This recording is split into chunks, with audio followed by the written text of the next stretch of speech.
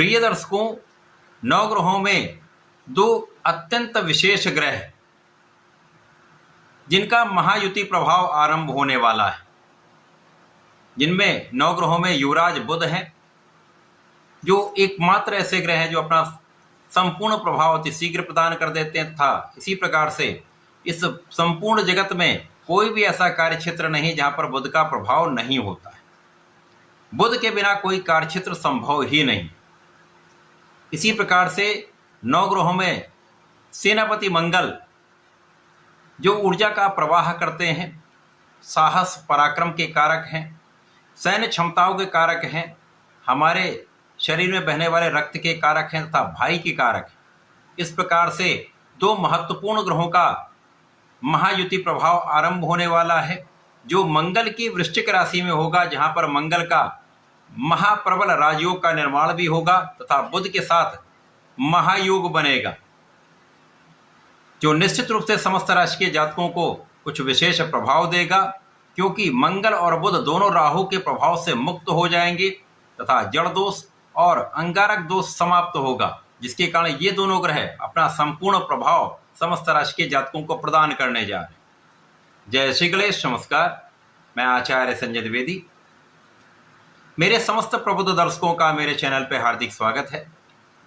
प्रिय दर्शकों, आज मैं मिथुन राशि के लिए बुध तथा मंगल के राशि परिवर्तन का, दोनों ग्रहों के महायुति प्रभाव का तथा इनसे बनने वाले महाराजयोगों का किस प्रकार का प्रभाव आपको प्राप्त होने वाला है, इस समय में आपको कितना लाभ मिलेगा अथवा कहीं पर कोई अवरोध या समस्या है तो उसका क्या निराकरण, संपूर्ण विश्लेषण मैं पूर्ण तर्क के साथ करने जा रहा हूं।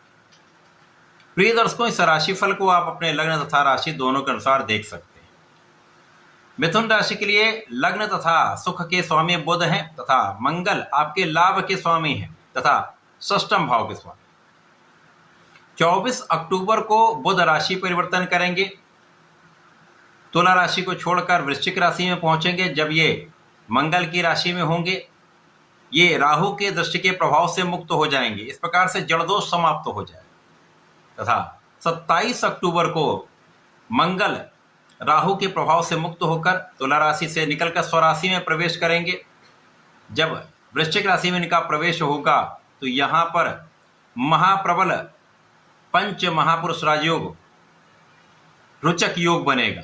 प्रिय दर्शकों, रुचक नामक राजयोग ऐसा राजयोग होता है जब आप अपनी क्षमता से, अपने साहस से, अपने पराक्रम से, अपनी सैन्य क्षमता से, अपने खेल के गुण से, निर्णय लेने की क्षमता से जीवन का सर्वश्रेष्ठ लाभ प्राप्त करते हैं। और जब बुध इनके साथ पहुंच जाते हैं, यद्यपि बुध और मंगल का मित्रवत भाव नहीं होता है, परंतु यहाँ पर तात्कालिक मैत्री का भाव होगा, जिसके कारण समभाव बन जाएगा। और जब दो ग्रह समभाव में होते हैं तो वो अपने कार्यकत्व को पूर्ण करते हैं, नकारात्मकता कम होती है। इस प्रकार से बुध अपने जिन जिन भावों के स्वामी हैं उन भावों का संपूर्ण फल प्रदान करेंगे, और जो मंगल है वो अपने कार्यक्षेत्र का, जो उनका कारक भाव है, इसके संपूर्ण प्रभाव को देने वाले। तो मिथुन राशि के लिए षष्ठम भाव जो कि त्रिक भाव है, रोग ऋण शत्रु का भाव है, निर्बलता का भाव अवश्य है, परंतु यहाँ पर मंगल स्वराशि में है तो बलवान है, साथ में बुध है, तो कुछ विशेष लाभ यहाँ पर प्राप्त होंगे, परंतु कुछ ना कुछ यहाँ पर समस्या भी उत्पन्न होगी। बुध और मंगल के इस गोचर से आपकी ऊर्जा नियंत्रित रहेगी, क्योंकि निर्बलता के भाव में जब मंगल होते हैं तो कहीं ना कहीं यहाँ पर विवाद की संभावनाएं होती हैं, क्योंकि आपकी ऊर्जा नकारात्मक कार्यों में लग सकती है।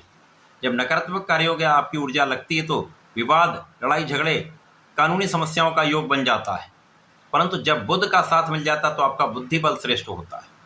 अब यहाँ पर मिथुन राशि के जातक वैसे भी बुद्धि बल में श्रेष्ठ होते हैं, वाणी की चतुरता होती है, शिक्षित भी होते हैं, जिसके कारण ये अपनी ऊर्जा को नियंत्रित कर पाएंगे, क्योंकि यहाँ पर मंगल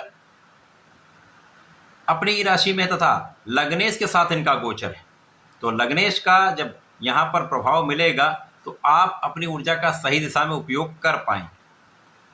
परंतु इस समय में कुछ मौसम के रोग हो सकते हैं, एलर्जी की समस्याएं हो सकती हैं, रक्त से संबंधित कुछ विकार हो सकता है। अतः आपको अपने स्वास्थ्य का ध्यान तो निश्चित रूप से रखना होगा। यहाँ पर अपने स्वस्थ जीवन शैली को आप अपनाएं, स्वस्थ भोजन शैली को अपनाएं, योगा प्राणायाम करेंगे तो इस समय का आप उपयोग कर पाएंगे। इस समय में ऋण बढ़ सकता है, तो यदि आपको व्यापारिक ऋण लेना तो वहां पर बहुत अच्छा प्रभाव है कि आप आसानी से ऋण प्राप्त कर पाएंगे, अपने व्यापार का विस्तार कर पाएंगे, अपने कार्य क्षेत्र को बढ़ा पाएंगे। परंतु अन्य लोगों के लिए कहीं न कहीं यह समस्या का कारण बनता है। षष्ठम भाव में बुध और मंगल का होना, लग्नेश और आय भाव के स्वामी का होना यहाँ पर आपको नौकरी की प्राप्ति कराएगा। जिन जातकों के पास नौकरी नहीं है अथवा नए कार्य क्षेत्र में जाना चाहते हैं वहां पर मार्ग प्रशस्त होगा। इसी प्रकार से नौकरी कर रहे हैं तो वहां पर नए अवसर निश्चित रूप से प्राप्त होंगे, अच्छी अपॉर्चुनिटी आपको मिल सकती है। कला क्षेत्र के जातकों को देश विदेश से अवसर मिल सकते हैं। व्यापारिक क्षेत्र में आपको नए अवसर तथा अच्छे अवसरों की प्राप्ति का, विदेश से अवसरों की प्राप्ति का लाभ अवश्य प्राप्त होगा। जो जातक विदेश से संबंधित हैं, किसी प्रकार से संबंधित है, नौकरी कर रहे हैं, विदेश में कर रहे हैं या देश में विदेश की कंपनी में से संबंधित होकर कार्य कर रहे हैं, तो उनको एक अच्छा लाभ, अच्छी इनकम का योग बन रहा है। यहां पर जो स्थितियां दिख रही हैं उनके अनुसार मिथुन राशि के जातकों की आय तो बढ़ने वाली है, इनकम में तो वृद्धि निश्चित है, किसी प्रकार से कोई बड़ी समस्या नहीं है। परंतु इस समय का जो दोष यहाँ पर बन रहा है षष्ठम भाव का, वो ये है कि यदि इस समय में आपने किसी को धन उधार दिया, धन ले लेंगे वहां पर बड़ी समस्या नहीं, लेकिन यदि आपने किसी को धन दिया तो वहां पर बड़ी समस्या हो सकती है, विवाद हो सकता है, यहाँ तक कि कानूनी समस्याओं का योग भी बन सकता है। अतः इस समय में किसी को धन उधार देने से बचें। जब तक लग्नेश बुध है और मंगल का गोचर यहाँ पर है तो आपको इस समस्या से बचना चाहिए, इन विवादों से बचने के लिए इस कार्य से बचना चाहिए। इसी प्रकार से इस समय में जो अच्छी बातें हैं उनमें मंगल का प्रभाव आपके भाग्य को बढ़ाने वाला है, कार्य क्षेत्र में प्रगति कराने वाला है। अब कार्य क्षेत्र में भी प्रगति होगी, भाग्य का साथ मिल रहा है, तो यहाँ पर यदि आपकी स्वास्थ्य समस्याएं हैं, थोड़ी बहुत कुछ उतार चढ़ाव हैं, उसके पश्चात भी आपको अपने कार्य क्षेत्र से बड़ा लाभ मिलेगा। यहाँ पर किसी प्रकार से कोई संदेह नहीं।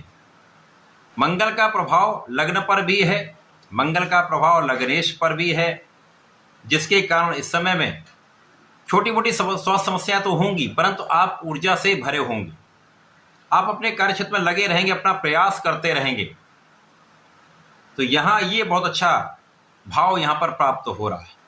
इस समय में कुछ व्यय बढ़ सकते हैं, कुछ व्यय हो सकते हैं, परंतु आपकी यात्राओं में कुछ व्यय होगा, व्यापारिक कार्यों में कुछ व्यय होगा, कार्य क्षेत्र को बढ़ाने में कुछ व्यय होगा।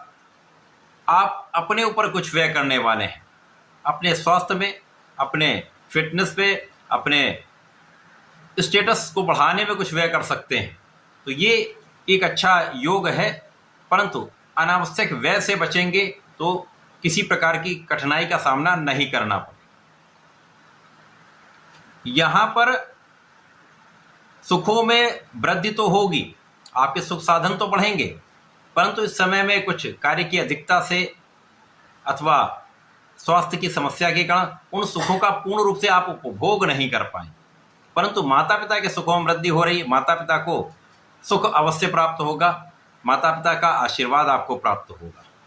इसी प्रकार से इस समय में मन का जो भ्रम है वो दूर होगा, जो मन में एक अज्ञात भय बना हुआ था वो दूर होगा, तथा आप सकारात्मक रहेंगे।